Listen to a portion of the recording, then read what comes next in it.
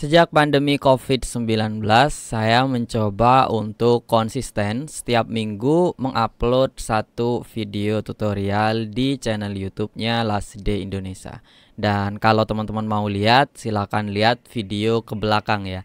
Jadi di belakang video ini, bukan video berikutnya. Jadi paling tidak pada video kali ini saya akan share gimana sih cara saya untuk tetap konsisten mengupload video setiap minggu tersebut, paling tidak dalam jangka waktu 1 tahun ya, karena pandemi COVID-19 kan terjadi sudah 1 tahun lebih.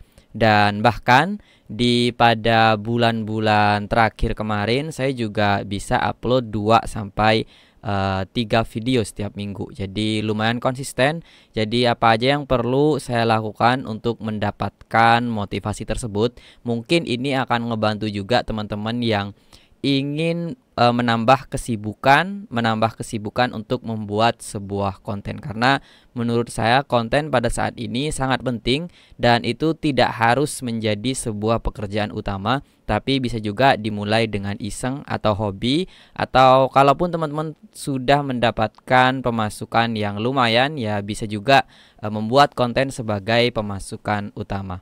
Jadi pada video kali ini saya akan cerita tentang konsistensi membuat sebuah video tutorial.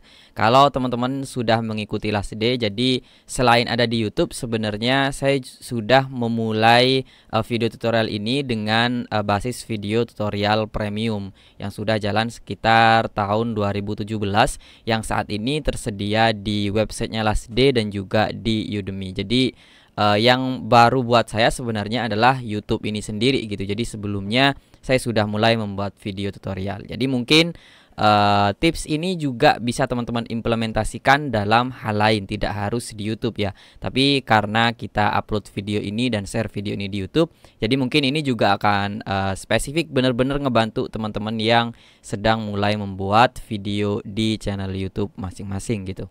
Tip konsistennya ada 6 dan seperti biasa model dari video ini adalah cerita dari pengalaman saya dengan talking point yang sudah bisa teman-teman lihat gitu ya. Jadi kita langsung mulai aja dari tips yang pertama. Tips yang pertama adalah menjadikan video tutorial tersebut sebagai part-time gitu. Jadi teman-teman jika sudah memiliki kesibukan atau pekerjaan utama, bisa menjadikan video tersebut sebagai untuk sesuatu teman-teman seolah-olah mengajarkan diri teman-teman sendiri, atau rekaman apa aja sih yang sudah kita bisa gitu. Jadi tanpa harus meninggalkan pekerjaan utama ya. Jadi kalau menurut saya penting sekali teman-teman memiliki kesibukan utama. Jadi untuk menambah energinya teman-teman bisa share apa yang teman-teman bisa melalui sebuah video tutorial. Dan sebisa mungkin kalau menurut saya itu linear ya. Jadi mungkin teman-teman kalau di Last Day kan spesifik programming, karena ya pekerjaan saya memang seorang programmer gitu. Jadi dengan kita membuat sebuah jalur linear tersebut, maka konten kita akan memiliki nafas yang lebih panjang. Jadi kalau kita mau nyatet sebuah playlist, itu kita sudah tahu paling tidak nomor 1 nanti video ini, nomor 2 video apa lagi, terus sampai video-video berikutnya. Dan itulah yang diterapkan sebenarnya pada channel YouTube-nya Last Day Indonesia. Dan juga kalaupun tujuan utamanya memang adalah monetize, maka ya kita harus memiliki pattern ya, atau model seperti apa sih cara kita membuat video. Jadi karena tujuan kita monetize, jadi penghasilan itu kan datang dari pihak lain, bisa dari YouTube sendiri atau dari orang lain gitu. Paling tidak ya kita harus menemukan metode yang baik, yang nyaman bagi kita dan juga orang lain bisa membayarnya, dan itu kan butuh sebuah proses gitu. Jadi paling tidak lakukanlah hal yang pertama dari part time dulu, jangan buru-buru untuk full time. Oke, yang berikutnya adalah empati, adalah perasaan kita, gimana cara kita berusaha untuk merasakan apa yang orang lain rasakan. Dan menurut saya kalaupun teman-teman start sebagai seorang introvert, orang yang tidak terlalu ngobrol sama orang, jadi mungkin empati ini tidak harus teman-teman survei. Bahkan teman-teman tidak perlu harus bertanya langsung, apakah video saya sudah bagus, apakah audio saya sudah bagus, apakah penyampaian saya sudah bagus. bagus. Jadi kalau teman-teman tidak mau melakukan hal itu, karena sepertinya saya juga tidak melakukan hal tersebut, teman-teman cukup tanya pada diri sendiri aja. Jadi buatlah video, terus kemudian ya sebelum kita buat video kan kita juga nonton nih video orang lain. Jadi tinggal dibandingin aja kira-kira kalau kita sendiri yang menonton video kita kira-kira kita mau atau tidak gitu. Kira-kira itu bermanfaat nggak buat kita gitu. Jadi paling tidak kalau dari sisi bisnis biasanya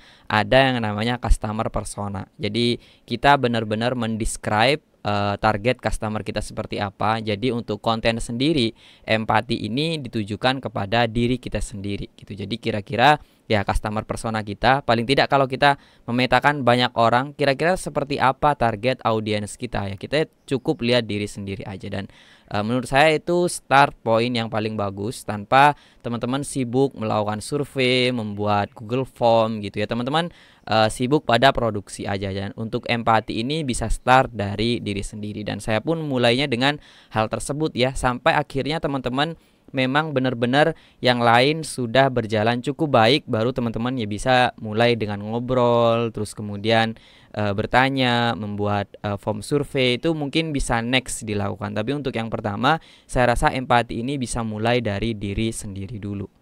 Yang ketiga mungkin agak berlawanan dengan sesuatu yang biasanya diajarkan oleh konten kreator yang sudah duluan mulai gitu. Biasanya mereka akan mencoba ngasih tahu kita bahwa membuat konten itu ya mulai aja dulu gitu. Tapi kalau menurut saya banyak hal yang perlu dipertimbangkan sebelum teman-teman start membuat sebuah video tutorial. Jadi menurut saya overthinking ini bagus, pertimbangan ini bagus, terlalu banyak mikir ini bagus. Tapi teman-teman harus tahu maksudnya banyak mikirnya atau pertimbangan ini sampai kapan, 1 minggu, 2 minggu. Jadi ada jeda waktunya. Jadi pertimbangan itu perlu karena menurut saya kita harus memiliki batasan gitu. Tidak semua sesuatu harus kita share. Jadi kita memiliki privacy juga.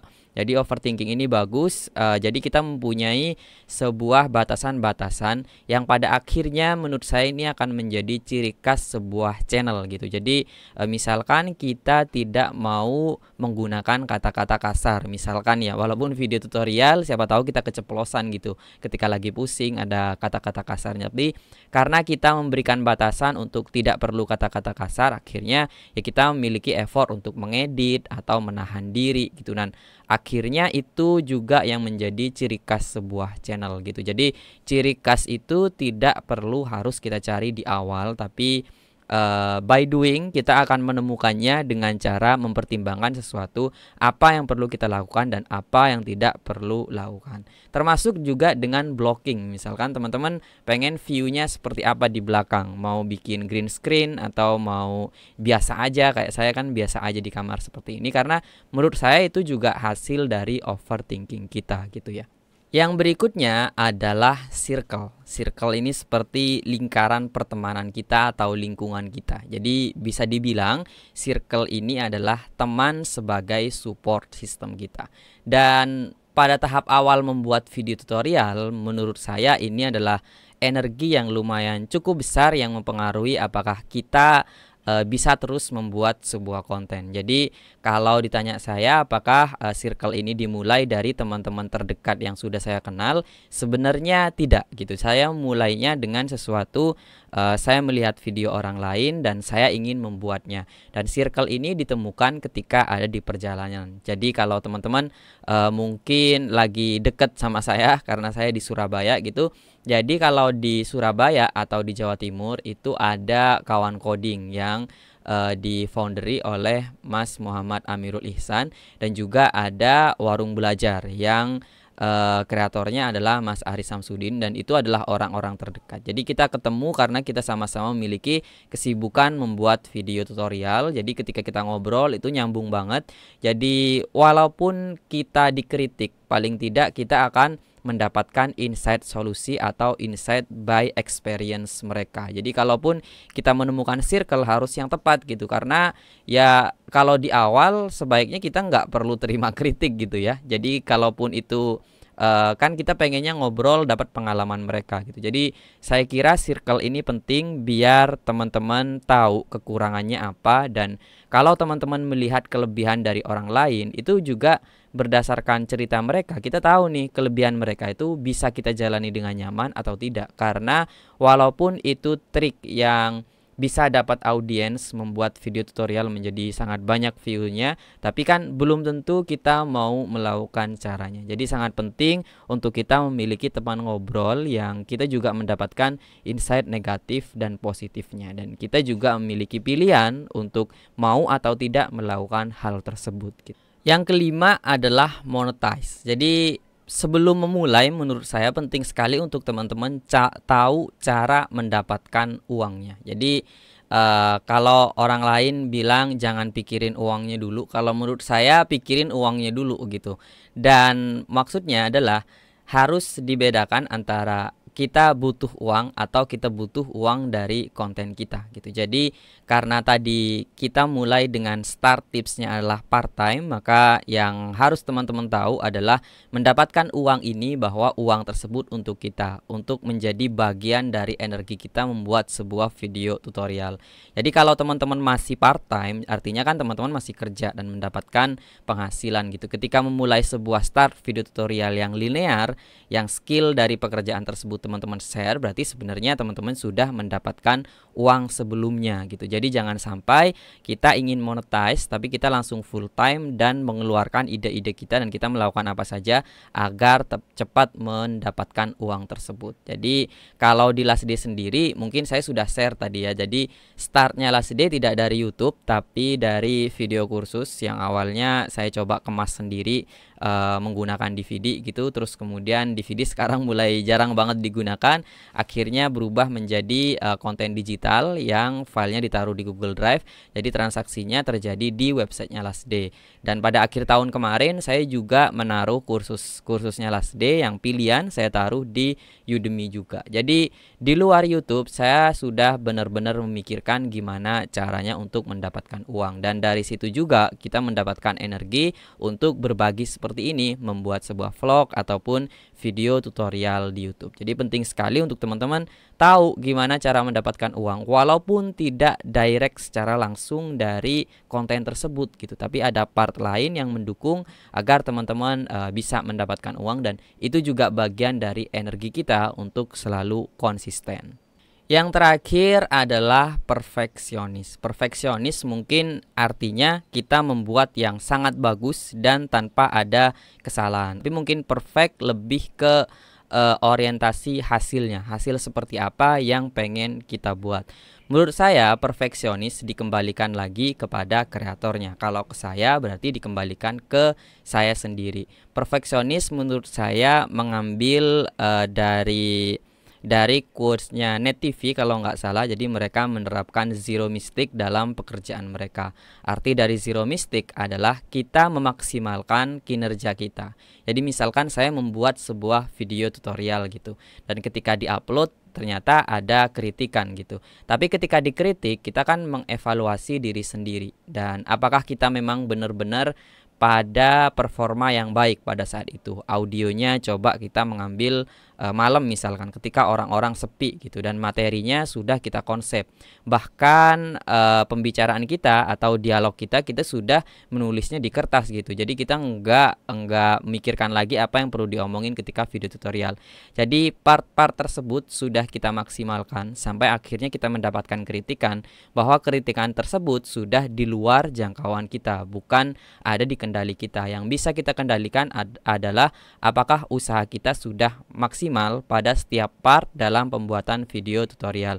Mulai dari kualitas audionya, mungkin menggunakan webcam seperti ini, terus kemudian materinya sendiri, itu berusaha untuk dimaksimalkan sebisa mungkin menurut saya.